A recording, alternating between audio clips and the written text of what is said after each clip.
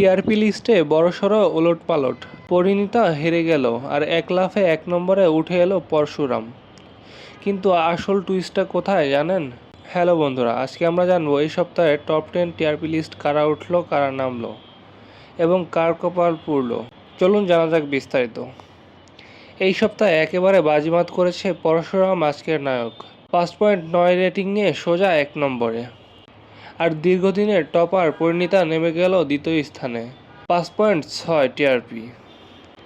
তৃতীয় স্থানে রয়েছে জোয়ারভাটা ও রাঙামাটি তীরন্দাজ, দুটোরই রেটিং 5.5।